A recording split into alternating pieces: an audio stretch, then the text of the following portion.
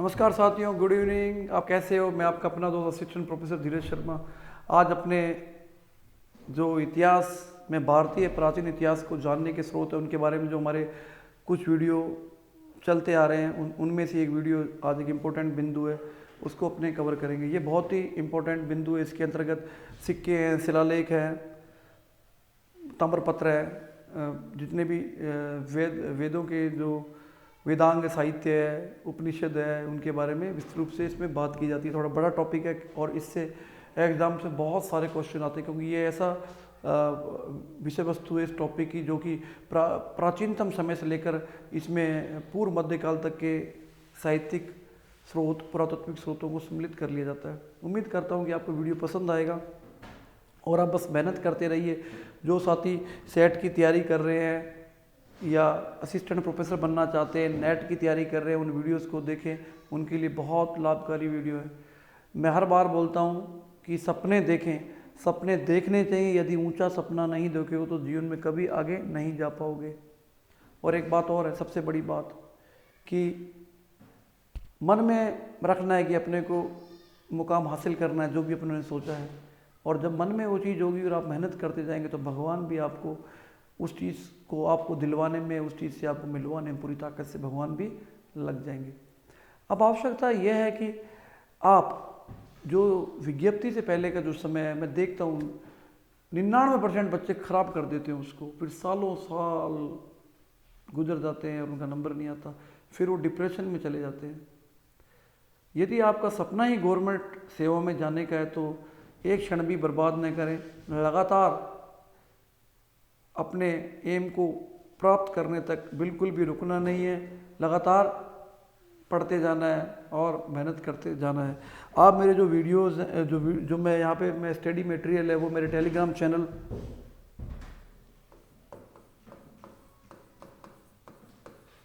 History by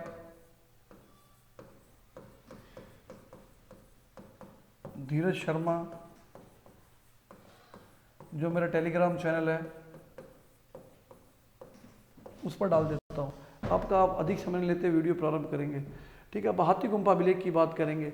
यह हाथी गुम्फा अभिलेख कलिंग के राजा खारवेल के समय का है, खारवेल का है। ठीक है, उसको बिशप ए स्टर्लिंग ने 1825 में खोजा। यदि पूछ ले, प्रश्न बन जाए, IAS में आ चुका है कि किसने हाथी गुम्फा अभिलेख को खोजा, तो बिशप ए स्टर्लिंग ने 1825 में हाथी गुम्फा अभिलेख को खोजा। यह ब्राह्मी लिपि और प्राकृत भाषा में, यह ब्राह्मी लिपि यदि कथन में आ जाए कि यह किस लिपि में, तो यह ब्राह्मी लिपि व प्राकृत भाषा में बिना तिथि का प्राचीनतम लेख है। बिना तिथि वाला लेख है ब्राह्मी और प्राकृत भाषा में। ब्राह्मी लिपि है, भाषा प्राकृत है। नहर निर्माण व नंद राजा का उल्लेख करने वाला प्राचीनतम अभिलेखीय साक्ष्य है। क्या है प्राचीनतम अभिलेखीय साक्ष्य? किसका? नहर निर्माण और नंद राजा का उल्लेख करने वाला प्राचीनतम साक्ष्य है। क्या है? प्राचीनतम साक्ष्य है।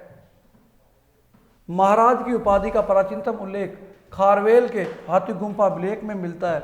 यद्यपि सिक्के पहले के काल के हिंदू यूनानी राजाओं के लिए भी, सिक्कों में तो हिंदू यूनानी राजाओं के लिए महाराज शब्द का प्रयोग हुआ है, किंतु अभिलेख में पहली बार, यदि प्रश्न बन जाए कि अभिलेख में प्रथम बार कहाँ किया गया, हाथी गुम्फा अभिलेख में।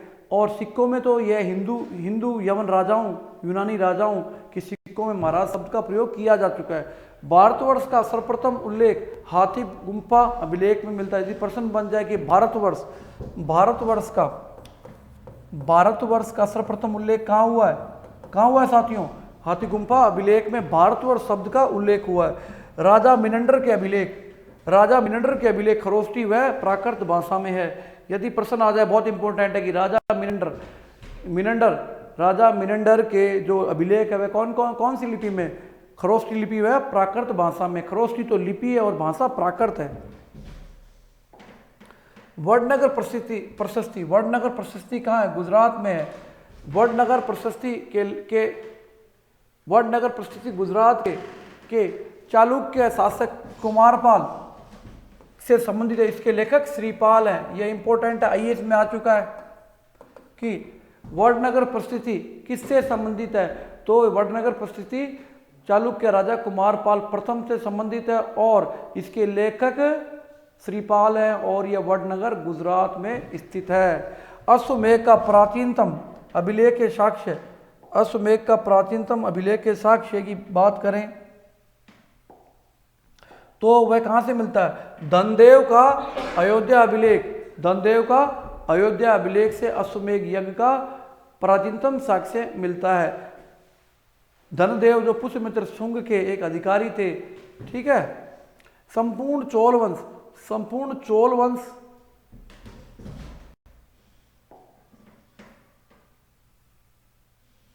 यदि संपूर्ण चोल वंश की बात करें, संपूर्ण चोल वंश में राजाधिराज प्रथम, संपूर्ण चोल वंश में राजाधिराज प्रथम ने प्रथम के मणिमंगलम किसके? राजाधिराज प्रथम के मणिमंगलम अभिलेख में अश्वमेध यज्ञ की जानकारी मिलती है। यदि पूछ ले, यदि क्वेश्चन बन जाए, देखो वैसे ये आईएएस में आ चुका है, तमिलनाडु पीसीएस में आ चुका है और नेट और सेट में तो बहुत, नेट और सेट में तो आने की संभावना रहती है और नेट में तो बहुत बार आ चुका है कि संपूर्ण चोल काल में किस राजा के किस अभिलेख से अश्वमेध यज्ञ की जानकारी मिलती है। अभिलेख के स्रोत की बात चल रही तो मणिमंगलम अभिलेख और राजाधिराज प्रथम के अभिलेख से हमें अश्वमेध यज्ञ की जानकारी मिलती है। चोल शासकों में सर्वप्रथम राजराज प्रथम ने, चोल शासकों में सबसे पहले राजराज प्रथम ने अभिलेखों में ऐतिहासिक भूमिका अर्थात प्राक कथन, ऐतिहासिक भूमिका अर्थात प्राक कथन, ऐतिहासिक भूमिका अर्थात प्राक कथन देने या चलाने की परंपरा चलाई। इंपॉर्टेंट है, ध्यान दीजिएगा। गुप्त शासक वैन्य गुप्त, देखो यह भी इंपॉर्टेंट है, कई बार कई एग्जाम्स में आ चुका है, नेट के एग्जाम्स में आ चुका है, नेट के एग्जाम्स में आ चुका है, ध्यान देने योग्य बात है। गुप्त शासक वैन्य गुप्त, गुप्त शासक वैन्य गुप्त के बांग्लादेश से प्राप्त गुणेधर अभिलेख में सर्वप्रथम सामंत व महासामंत का उल्लेख हुआ है। यदि प्रश्न बन जाए कि सामंत और महासामंत शब्द का सर्वप्रथम उल्लेख किस अभिलेख में हुआ है तो गुणेधर अभिलेख में किसका है? यह वैन्य गुप्त का उल्लेख के गुप्त शासक का है। मध्य प्रदेश के एरन से वराह प्रतिमा पर हूणराज तोरमान का लेख मिला है।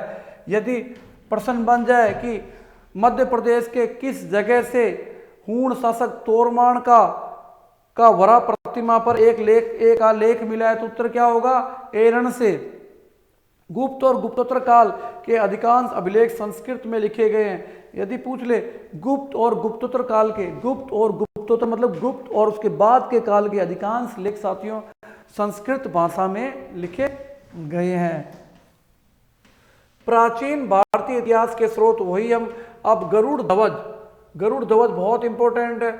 गरुड़ ध्वज लेख यह बेसनगर तक्षशिला, बेसनगर से तक्षशिला, ठीक है, बेसनगर तक्षशिला के हिंद यूनानी शासक एंटियालकदस के यूनानी राजदूत हीलियोडोरस, यदि शासक का नाम पूछ ले तो एंटियालकदस और दूत का नाम पूछ ले तो हीलियोडोरस का गरुड़ ध्वज स्तंभ लेख प्राप्त हुआ है बेसनगर तक्षशिला से। वासुदेव का गरुड़ ध्वज स्तंभ हीलियोडोरस स्तंभ भी कहलाता है। वासुदेव का गरुड़ ध्वज स्तंभ हीलियोडोरस स्तंभ भी कहलाता है। इसकी खोज किसने की थी? यदि पूछ ले गरुड़ स्तंभ की खोज किसने की या हेलियोडोरस स्तंभ की खोज किसने की तो अलेक्जेंडर कनिंघम ने इसकी खोज की। बहुत इंपॉर्टेंट है, कई बार नेट में आ चुका है, 5-6 बार नेट में आ चुका है और आसान है, आप समझ भी गए होंगे। हीलियोडोरस भागवत या वैष्णव धर्म का अनुयायी था, वैष्णव या भागवत धर्म का अनुयायी था। अब देखो मुख्य बात क्या है, हीलियोडोरस को गरुड़ ध्वज स्तंभ लेख में को भागवत कहा गया है। क्या कहा गया है? यदि प्रश्न बन जाए कि हीलियोडोरस को भागवत किस लेख में कहा गया है तो वह गरुड़ ध्वज स्तंभ लेख में कहा गया है। और वासुदेव को क्या कहा गया? यदि बहुत इंपॉर्टेंट है, यदि प्रश्न बन जाए, यदि प्रश्न बन भी सकता है और पूरे चांस है कि वासुदेव को देवो देव या देवो देव किस अभिलेख में कहा गया है? गरुड़ ध्वज स्तंभ लेख या हीलियोडोरस स्तंभ लेख में उन्हें देवदेव कहा गया। किसको? वासुदेव को। गरुड़ ध्वज स्तंभ लेख से द्वितीय शताब्दी ईसा पूर्व आईएएस में कथन के रूप में आ चुका है। ध्यान दीजिए, आईएएस में कथन के रूप में आ रखा है, यूपीपीसीएस में आ चुका है। ठीक है, में भारत में भागवत धर्म के विकास की जानकारी मिलती है। किसकी जानकारी मिलती है? भारत में भागवत धर्म के विकास की जानकारी मिलती है। और इसमें ब्राह्मी लिपि व प्राकृत भाषा का प्रयोग किया जाता है। कौन सा? ब्राह्मी लिपि व प्राकृत भाषा का प्रयोग किया जाता है। अब बात कर लेते हैं बादामी शिलालेख की। बादामी शिलालेख की बात करते हैं, इंपॉर्टेंट है। बादामी शिलालेख, बादामी चट्टान शिलालेख चालुक्य शासक पुलकेशिन प्रथम का है। यदि प्रश्न बन जाए कि बादामी शिलालेख किस शासक है, तो चालुक्य शासक पुलकेशिन प्रथम का है। पुलकेशिन प्रथम का है। कन्नड़ भाषा में लिखित प्रथम अभिलेख है ये। ठीक है, कन्नड़ भाषा का प्रथम अभिलेख है। यदि पूछ ले कि कन्नड़ भाषा का प्रथम अभिलेख कौन सा है, तो उत्तर क्या होगा? बादामी अभिलेख। और इसमें हमें यह भी जानकारी मिलती है कि पुलकेशिन प्रथम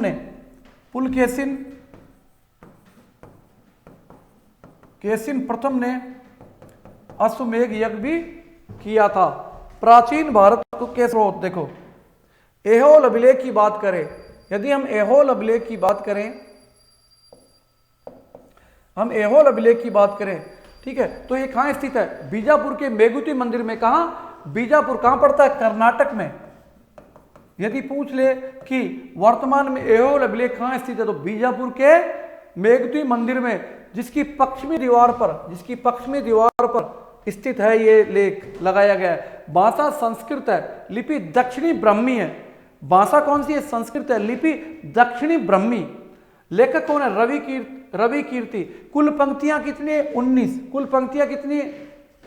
19। और कुल पद कितने? 37। कितने? 37 पंक्तियां, 19 पद, 37। विशेष क्या है? देखो विशेष, इसमें जो विशेष बात है, इस लेख में कालिदास व भारवी का उल्लेख मिलता है। किसका उल्लेख मिलता है? कालिदास व भारवी का उल्लेख मिलता है। यदि प्रश्न बन जाए कि कालिदास और भारवी का उल्लेख कहाँ मिलता है, तो वह हमें ऐहोल अभिलेख में उन दोनों का उल्लेख मिलता है। इस लेख में महाभारत के बाद से काल की गणना शुरू की गई है। इस लेख की यदि प्रश्न बन जाता है तो किस अभिलेख में समय की काल गणना महाभारत के युद्ध के बाद से की गई, तो वह ऐहोल अभिलेख से। इस अभिलेख से हमें ज्ञात होता है कि गोवा को रेवती द्वीप कहा गया है। रेवती क्या कहा गया है? रेवती द्वीप। देखो मुख्य बात है कि इस लेख से हमें यह पता चलता है गोवा को रेवती द्वीप कहा गया है। और प्राचीन काल में गोवा को रेवती द्वीप कहा भी जाता था। यदि प्रश्न बन जाए प्राचीन काल में गोवा का एक अन्य नाम क्या था, तो रेवती द्वीप। इस लेख में पुलकेशिन प्रथम को वातापुर रूपी वधु का स्वामी कहा गया है। इस लेख में पुलकेशिन प्रथम को वातापुर रूपी वधु का स्वामी भी कहा गया है। इस लेख में चालुक्य शासकों की उपाधि पृथ्वीवल्लभ बताई गई है। ऐहोल अभिलेख में यदि प्रश्न बन जाए कि किस अभिलेख में चालुक्यों की उपाधि पृथ्वीवल्लभ बताई गई है, तो ऐहोल अभिलेख में साथियों याद कर लीजिएगा। इस लेख में देखो यदि प्रश्न बन जाए कि वरुण देवता की सेना का उल्लेख किस लेख में हुआ है, तो ऐहोल लेख में। इस अभिलेख में सर्वप्रथम गुर्जर जाति का उल्लेख हुआ है। किस जाति का उल्लेख हुआ है साथियों? गुर्जर जातियों का उल्लेख हुआ है। ठीक है,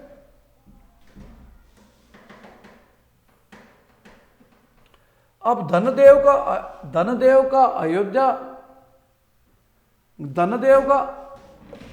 का अयोध्या अभिलेख, जिसमें अश्वमेध का प्रथम उल्लेख मिलता है।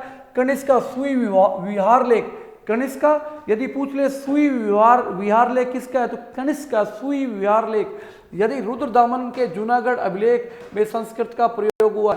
ये तीन लेख हैं जिनमें प्रारंभिक प्रारंभिक समय में संस्कृत में लिखे गए ये 3 लेख है जिनमें सर्वप्रथम संस्कृत का प्रयोग प्रारंभ हुआ था। अब जलगट अभिलेख की बात कर लेते हैं, जलगट अभिलेख की। अब जलगट अभिलेख की अपने बात करते हैं।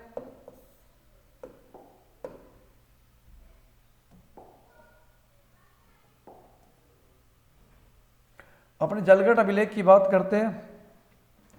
बस साथियों तैयारी करते जाइए, रिजल्ट आपके पक्ष में आने लग जाएगा। जलगट अभिलेख, जलगट अफगानिस्तान के गांधार से प्राप्त जलगट अभिलेख बौद्धों से संबंधित दानात्मक अभिलेख है। यदि पूछ ले जलगट अभिलेख कहाँ है, तो जलगट अभिलेख गांधार के पास अफगानिस्तान में स्थित है और यह एक दानात्मक अभिलेख है। इस अभिलेख को खोजने वाले कौन थे? Richard Solomon. यदि प्रश्न बन जाए, और ये आया हुआ है, यह एनवीएस में आया हुआ है, ये पहले 2005-6 मेरे हिसाब से आया हुआ क्वेश्चन है, ठीक है। यदि प्रश्न बन जाए कि जलगट अभिलेख कहां से मिला है, तो यह गांधार अफगानिस्तान से मिला है और इस अभिलेख में बौद्धों को दिए जाने वाले दानात्मक प्रवृत्ति का उल्लेख है। साथ में इस अभिलेख की खोज किसने की? रिचर्ड सोलोमन ने की। पहला शासक गोंडोफर्नीज का लेख तख्तीबाई अभिलेख खरोष्टी लिपि में लिखा हुआ है। यदि प्रश्न बन जाए कि पहला शासक गोंडोफर्नीज का तख्तीबाई अभिलेख किस भाषा में लिखा हुआ है, तो खरोष्टी लिपि में लिखा हुआ है। सर्वप्रथम खारवेल के हाथी गुम्फा अभिलेख में सर्वप्रथम, देखो बहुत इंपॉर्टेंट है कि सर्वप्रथम युद्ध में जहाजों के प्रयोग की जानकारी कहां से मिलती है साथियों? सर्वप्रथम युद्ध में जहाजों की जानकारी खारवेल के हाथी गुम्फा अभिलेख से सर्वप्रथम युद्ध में जहाजों का प्रयोग होता है, इसकी जानकारी मिलती है। सिक्कों पर महाराजा की उपाधि का प्रयोग भारतवर्ष में सर्वप्रथम यवन शासक यूक्रेटाइडिस ने किया। भारतवर्ष में सर्वप्रथम सिक्कों पर महाराज की उपाधि का उल्लेख किसने किया था? यूक्रेटाइडिस ने। किसने? यूक्रेटाइडिस ने किया, ठीक है। हिंद यवन शासक था, यूक्रेटाइडस ने किया।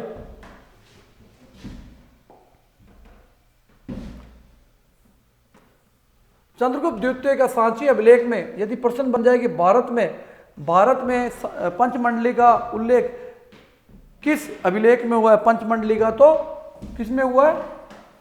सांची अभिलेख में पंचमंडली का उल्लेख हुआ है। स्कंदगुप्त का भीतरी स्तंभलेख, स्कंदगुप्त का भीतरी अभिलेख एकमात्र गुप्त युगीन अभिलेख है जिसमें विष्णु मंदिर निर्माण हेतु ग्राम दान दिए जाने का उल्लेख है। मतलब एकमात्र गुप्त युगीन मंदिर है जिसमें विष्णु मंदिर के निर्माण के लिए दान दिए जाने का उल्लेख है। एकमात्र स्तंभलेख है जिसमें विष्णु मंदिर को दान दी गई भूमि का उल्लेख है। बौद्ध के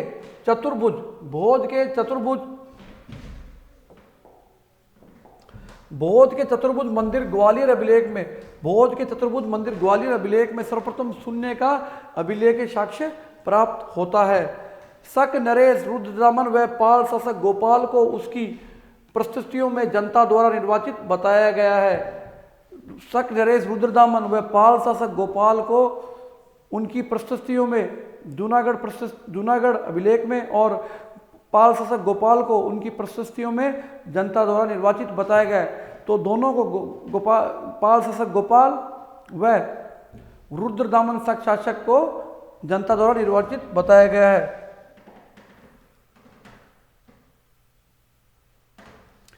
कदम राजवंश के अभिलेखों में कदम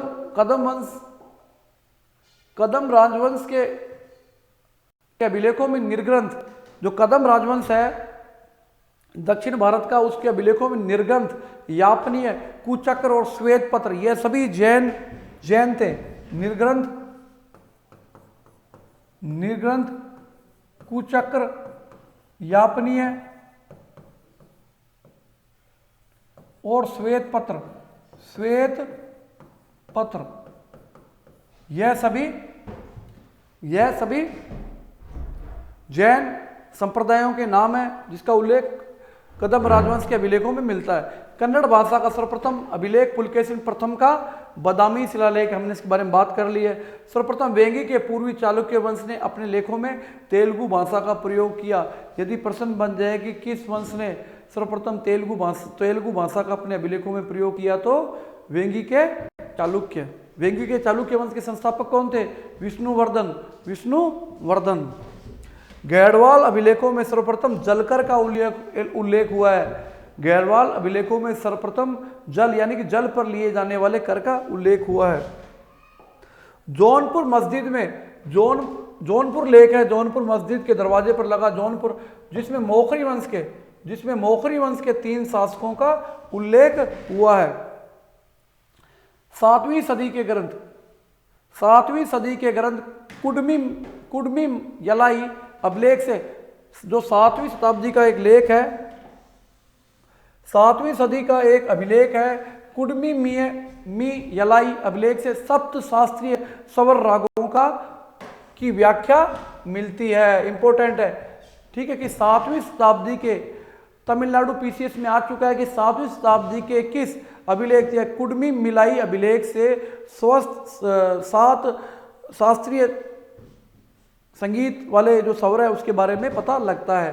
चोल शासकों के अभिलेखों में संस्कृत, देखो संस्कृत ये इंपॉर्टेंट है कि चोल शासकों के अभिलेखों में कौन कौन सी भाषा का प्रयोग हुआ? तो कौन से का? संस्कृत, उसके बाद तमिल, तेलुगु और कन्नड़। तमिल, तेलुगु, संस्कृत और कन्नड़। चोल शासकों में सर्वप्रथम राजराज प्रथम ने राज के अभिलेखों में प्राक कथन यानी कि ऐतिहासिक कथन देने की परंपरा को प्रारंभ किया। देखो ये इंपॉर्टेंट है। चोल शासक राजेंद्र द्वितीय के अभिलेखों में सर्वाधिक राजस्व शब्दावलियों का उल्लेख मिलता है। यह बहुत इंपॉर्टेंट है, आईएएस में कथन के रूप में आ चुका है, नेट में आ चुका है और आने की संभावना कि किस चोल शासक के अभिलेखों में सर्वाधिक राजस्व शब्दावलियों का उल्लेख हुआ है। तो उत्तर क्या होगा? राजेंद्र द्वितीय के अभिलेखों में सर्वाधिक राजस्व शब्दावलियों का प्रयोग हुआ है। संपूर्ण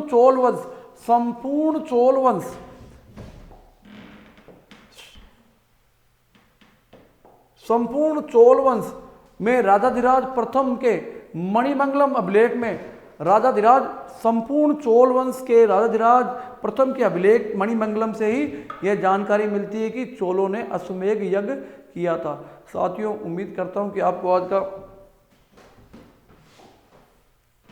वीडियो पसंद आया होगा। आप इसी प्रकार अपनी मेहनत को जारी रखें, रिजल्ट आपके सामने आ जाएगा। अपने इतिहास विषय को एक रोचक तरीके से पढ़ेंगे। इसको बोधिल लम्हा ने आपके लिए पॉइंट टू पॉइंट क्वेश्चन लेके आया हूँ और आगे आने वाले दिनों में अपने को जो क्वेश्चंस होंगे उनके जो ज़बरदस्त क्वेश्चंस होंगे, जो कि अनसुने क्वेश्चंस होंगे, जो कि राजस्थान के एग्जाम्स में अब मैं बता रहा हूँ कि पैटर्न चेंज हो रहा है, उस बदलते पैटर्न के लिए बिल्कुल सूटेबल होंगे। जैसे विभिन्न यूनिवर्सिटियों में प्रवेश में जो क्वेश्चन आ चुके हैं, चाहे कोहिमा हो, चाहे गुवाहाटी यूनिवर्सिटी हो, चाहे मद्रास यूनिवर्सिटी हो, उस्मानिया यूनिवर्सिटी हो, उन सब के प्रश्नों को सम्मिलित करते हुए आपको निःशुल्क सभी टेस्टों की प्रैक्टिस देने का प्रयास किया जाएगा। उम्मीद है कि आपको वीडियो पसंद आया होगा। आप बस मेहनत करते जाइए, रिजल्ट आपके सामने अपने आप आने लग जाएगा। कुछ भी मिल जाए जीवन में घमंड न करें। जिस दिन व्यक्ति घमंड करना प्रारंभ कर देता है उस दिन उसका पतन प्रारंभ हो जाता है। तो मैं यही बोलता हूँ, हमेशा जीवन में जितने भी समय आप कार्य करें, जितने भी समय आप अच्छा करने की कोशिश करें, सदैव धरातलीय रहकर कोशिश करें, कभी भी अपने को बड़ा दिखाने की कोशिश न करें। और उम्मीद करता हूं कि आपको वीडियो पसंद आया होगा। अधिक से अधिक लाइक और शेयर करें। आपका स्नेह और प्यार ही मुझे इस प्लेटफॉर्म पर लगातार बने रहने के लिए प्रोत्साहित कर रहा है। साथियों, उम्मीद करता हूं कि आपका सहयोग और प्यार मेरे साथ बना रहेगा और मैं नई ऊर्जा के साथ आपके साथ सदैव की भांति कार्य करता रहूँगा। जय हिंद साथियों।